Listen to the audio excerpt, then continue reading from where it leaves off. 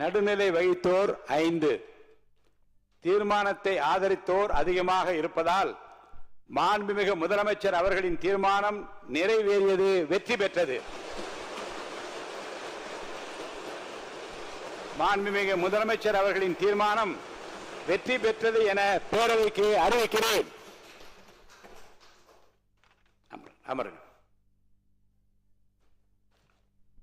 இந்த மகிழ்ச்சியான தருணத்தில் பேரவை தலைவர் என்கின்ற முறையில் என்னுடைய நல்வாழ்த்துக்களை மாண்புமிகு முதலமைச்சரின் அமைச்சரவைக்கும் அமைச்சருக்கு நான் தெரிவிக்க கடமைப்பட்டிருக்கிறேன்.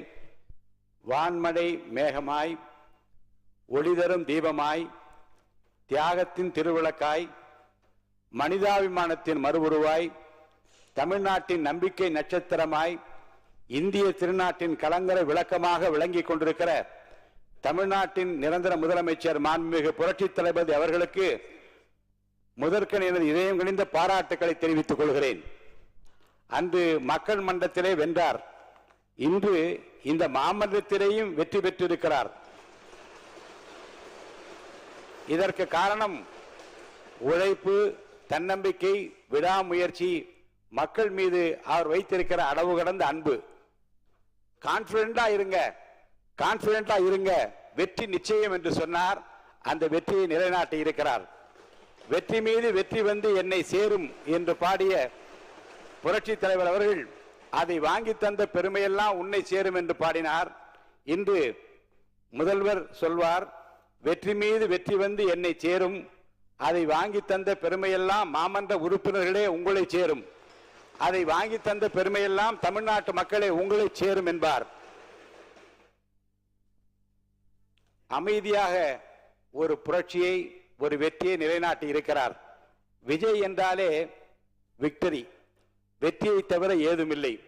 அந்த வகையில் மாண்புமிகு தமிழ்நாடு முதலமைச்சர் புரட்சி தளபதி அவர்களால் இன்று இந்த மாமன்றத்தில் முன்மொழியப்பட்ட நம்பிக்கை கோரும் தீர்மானம் மாபெரும் வெற்றி அடைந்திருக்கிறது.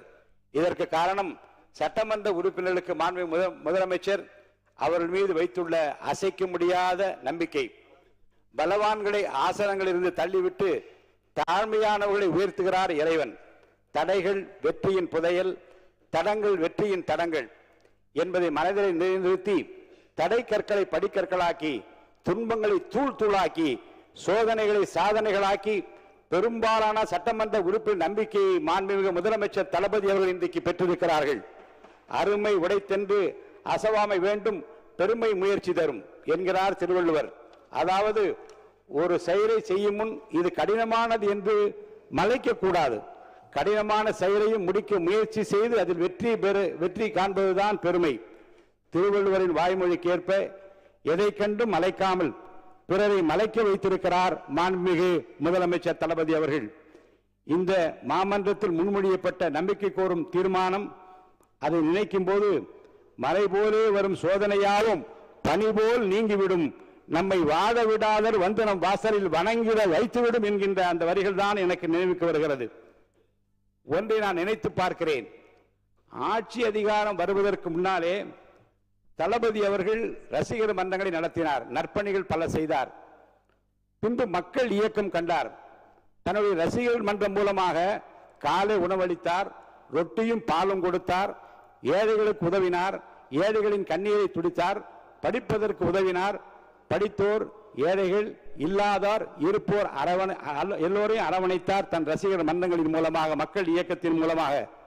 அன்று அவர் செய்த தான தர்மங்கள் தான், அன்று அவர் செய்த தர்மம் தான் இன்றைக்கு அவரை வெற்றி பெற வைத்திருக்கிறது.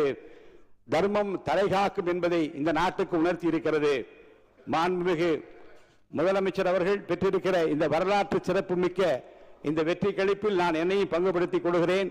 வரலாற்று படிப்பது முக்கியமல்ல, வரலாறு படைக்க வேண்டும். பிறர் தடம் பார்த்து நடப்பது முக்கியமல்ல, நாமும் தடம் பதிக்க வேண்டும். பிறர் உயரத்தை அண்ணாந்து பார்த்து ஆச்சரியப்படுவது முக்கியமல்ல, நமது உயரத்தை பிறர் பார்க்கும்படி வாழ வேண்டும். உயிரோடு வாழ்வது மட்டும் முக்கியமல்ல, உயர்வோடு வாழ வேண்டும் என்பதற்கு இலக்கணமாக மாண்புமிகு முதலமைச்சர் புரட்சி தளபதி அவர்கள் விளங்கிக் கொண்டிருக்கிறார்கள்.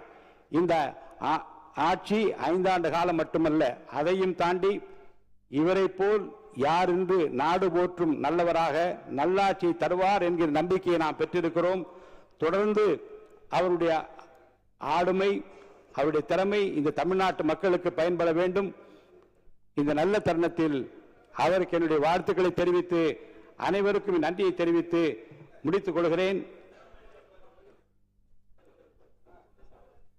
மாண்புமிகு முதலமைச்சர் அவர்கள் இப்போது உரையாற்றுவார்கள்.